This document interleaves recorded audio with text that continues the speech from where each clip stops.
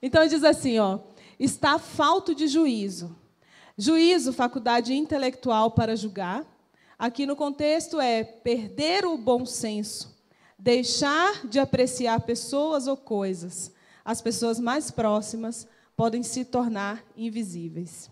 Só que nós temos a bússola. A palavra de Deus é o nosso guia, é a nossa bússola. Se a gente crê nisso aqui, a gente não precisa de informações externas, né? Eu quero só ler um texto para os irmãos que diz assim. Hoje eu até compartilhei esse texto, que eu acho muito importante. Os irmãos prestem atenção. Geração Nutella. Quem são eles? Dormem na cama dos pais até quando querem. Largam mamadeira e chupeta quando querem. Só comem o que querem. E daí? Qual o problema nisso? Não é assim que a gente ouve? O que é que tem? Tadinho, né? Não, tadinho. Pode deixar ele aí. Eu não ligo de compartilhar a minha cama do meu esposo com meu filho de 5 anos, com a minha filha de 5 anos. De 3 anos, vamos dizer assim já, né? E aí diz assim, social aos 11 anos. Irmãos, para uma criança estar no Facebook com 11 anos, o pai e a mãe permitiu que ele mentisse e dissesse que tem 18 anos. Então, o meu filho não tem. Eu sou a chata da vida dele, eu falo para ele. Eu vou ser a cri-cri da sua vida. Porque, para isso, eu prefiro ser retrógrada. Para isso, eu prefiro ser antiga. Sabe? Se o teu filho tem menos de 18 e tem Facebook, a mentira é sua e você está assinando embaixo, se um pedófilo entrar em contato com ele e conseguir enganar ele. Se um jogo da morte, como Baleia Azul e tantos outros, conseguir enganar ele, a culpa é nossa. E eu não quero carregar essa culpa, irmãos. E esse texto, no final, eu vou te dizer o nome da moça. Ela não é cristã, viu? Que escreveu esse texto para nós. Então, por isso que eu digo, nós temos a bússola, mas a gente quer ouvir de outro. A gente paga para ver, a gente deixa ao léu e paga para ver. E aí diz assim, quanto a esse social aos 11 anos, a gente acompanhou uma palestra que os pastores, no final, eles estavam palestrando em outro lugar, e no final, uma senhora procurou ele com uma criança de 5 anos. E disse assim, pastor, ora pelo meu neto. Meu neto está fazendo tratamento como dependente químico, com psicólogo, psiquiatra e medicação para dependente químico. Por quê, minha irmã? Porque ele tem abstinência de celular. Os irmãos conseguiram entender? A criança de 5 anos não consegue viver sem o celular. E ela foi para um psiquiatra para fazer tratamento com medicação, a mesma medicação usada para quem tem abstinência de droga. Irmãos, a gente precisa vigiar. O inimigo vem de formas que consegue enganar a muitos, como a palavra de Deus diz. E a gente precisa estar atentos. E aí ele falou que orou por aquela mãe. Naquele momento, o menino estava em crise, ele tremia, ele se batia, porque ele queria o celular, já tinha acabado a palestra, então ele estava cansado. E a médica tinha autorizado a avó a, quando o menino entrasse em crise, ceder o celular para ele apagado, desligado, para poder ele ter a noção de que ele está com o celular na mão. Olha a que ponto essa criança chegou. Quem foi a culpada e o culpado disso, irmãos? Hoje é muito fácil. Você vê no Facebook a mãe com o celular grudado na testa para conseguir dar papinha para um bebê. E todo mundo acha engraçado aquilo. O bebê interagindo com o celular, ele abre a boca e come. Ele não sabe nem o que está indo para a boca dele. Mas ele está interagindo com o celular na testa, porque a mãe perdeu o pulso, perdeu a autoridade, a sabedoria que Deus deu de botar a criança sentada e dizer, agora você vai comer. Né? A gente vai deixando e pagando para ver. Em nome de Jesus, nós seremos diferentes. Deus tem trabalhado muito no nosso meio, o Departamento da Família é algo especial da Assembleia de Deus, e eu creio que Deus tem mudado muita coisa. Aí, continuando, né? Social aos 11 anos, melhor celular a cada Natal, surdos com seus fones de ouvido, centenas de amigos virtuais, não pensam nos riscos. Vida social, se não for top, nem vou. A gente ouve muito isso. Alto grau de exigência, conseguem tudo o que querem. E daí? Que mal faz? Se meu filho quer um tênis caro, eu vou trabalhar, eu vou ralar e vou dar para ele um tênis caro. Mas vai chegar uma hora, meu irmão, que você não vai ter dinheiro para dar esse tênis caro.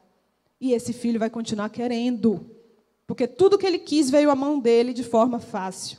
E aí ele vai roubar, ele vai aprontar, ele vai para poder ter de forma fácil. Entende?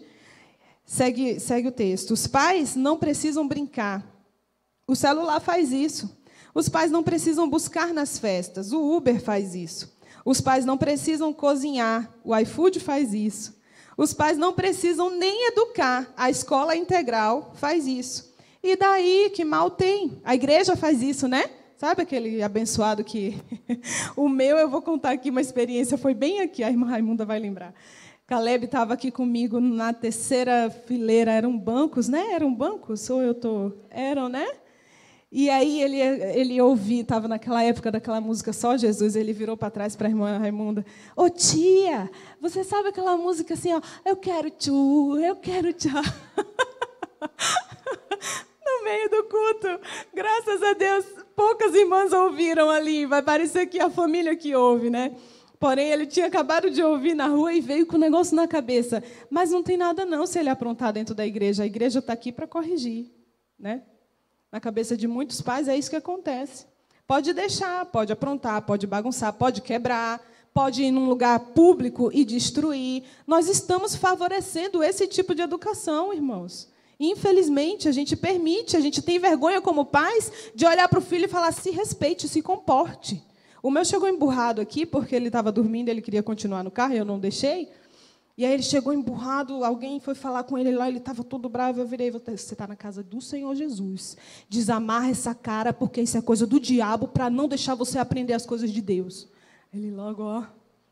Porque se eu não alertar ele, não ensinar, ele vai ficar emburrado. É claro que o diabo vai trabalhar naquele coração e não vai entrar nada, irmãos. A gente precisa estar atento. Não é passar a mão na cabeça, oh, meu amor, fica calmo. Fica calmo, nada. Fica esperto que tu está na casa do Senhor. Vamos agir conforme Deus nos manda agir. Foi assim que eu fui criada. E é assim que eu quero criar o meu filho. Que eu tenho criado o meu filho. Nem pensam em tudo o que o filho quer. Nem pensam que tudo que o filho quer, olha aqui, ó, os pais, nem pensam que tudo que o filho quer é um puxão de orelha e uma bronca. Hoje não é dia de festa. Vai comer comida que presta.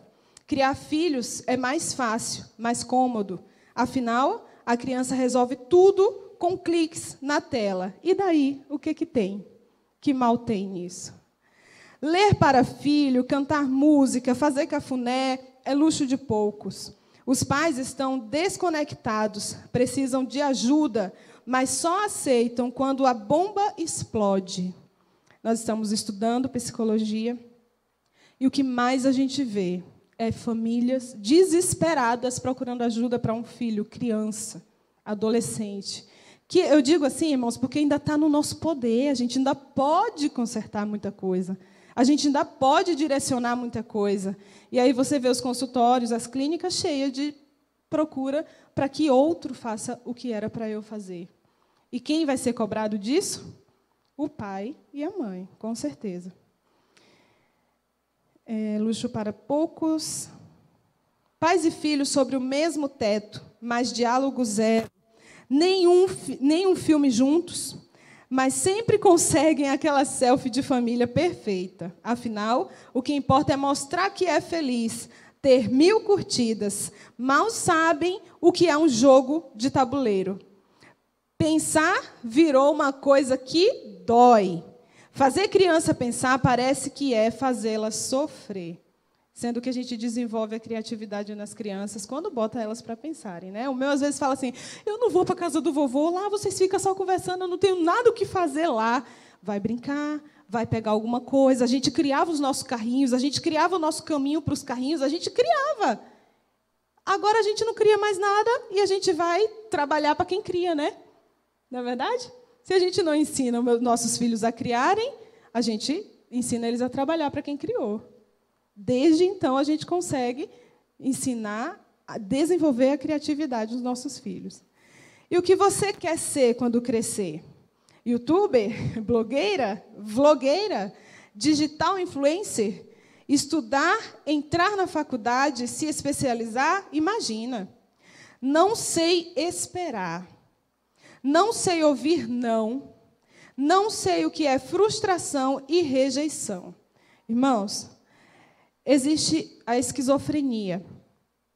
E uma das maiores causas do transtorno de esquizofrenia é o não saber lidar com as decepções.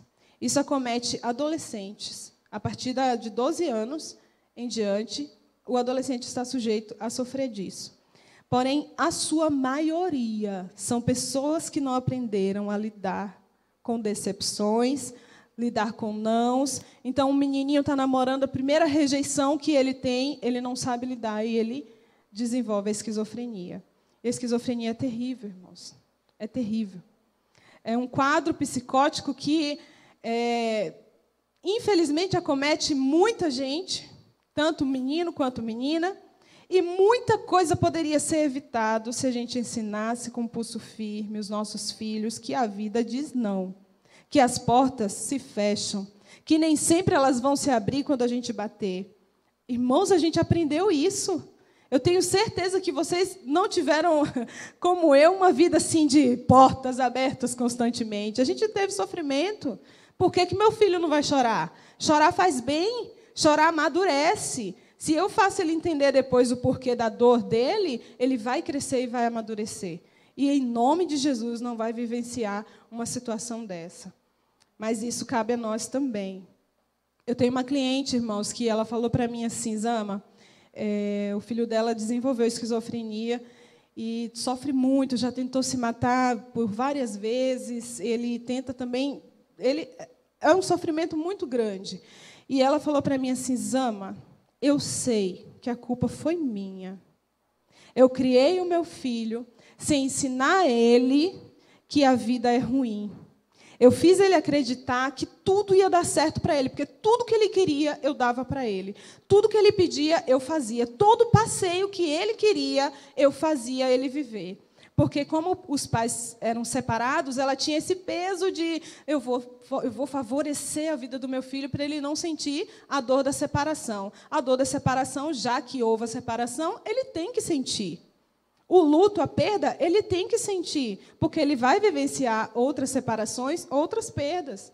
E ela disse para mim, Zama, eu tenho certeza que a culpa é minha. Irmãos, eu não quero carregar um pensamento desse. Que venhamos, em nome de Jesus, nos despertar. E se essa palavra, você já criou seu filho, já está tudo bem, glórias a Deus por tua vida. Mas você está ouvindo aqui hoje para ajudar alguém que talvez está do teu lado, passando por situações assim, perdendo o controle dessa forma. Terminando aqui já, irmãos. A culpa de quem? Ops, não podemos falar nisso. Não pode. É mais nada. Não pode dar palmada, não pode falar alto, nem em pé com a criança, né? Segundo eles, a gente tem até que se abaixar para falar com as crianças. Não pode falar em pé.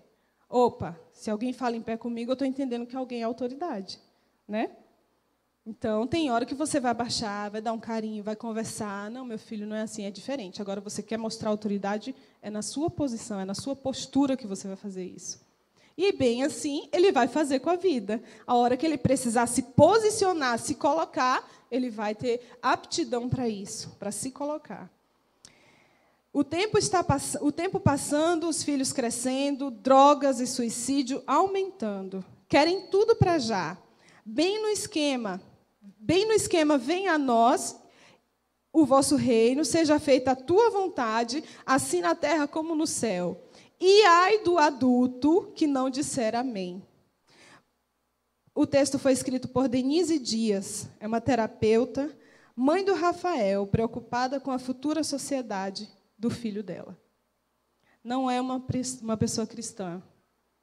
Não é uma pessoa que está na igreja tendo ensinamentos, é uma pessoa que aprendeu convivência lá fora. Foi uma pessoa que foi para a faculdade para aprender isso. E Deus está nos dando essa oportunidade de nos reunirmos e falarmos sobre esse assunto.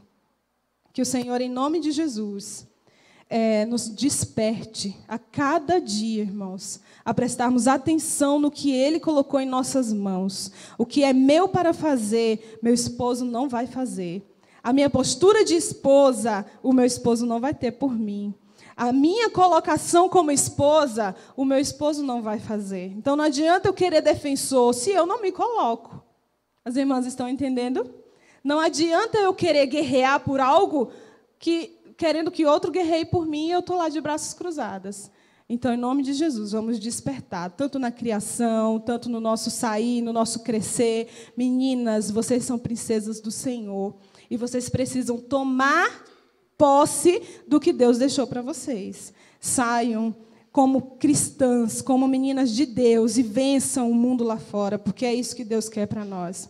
Eu estive falando esses dias sobre isso. O empoderamento que a Bíblia nos diz é esse. É tomar posse do que é meu, mas é cheia da palavra de Deus, para que o mundo não me contamine. E não sair pelada por aí, gritando, batendo panela, não.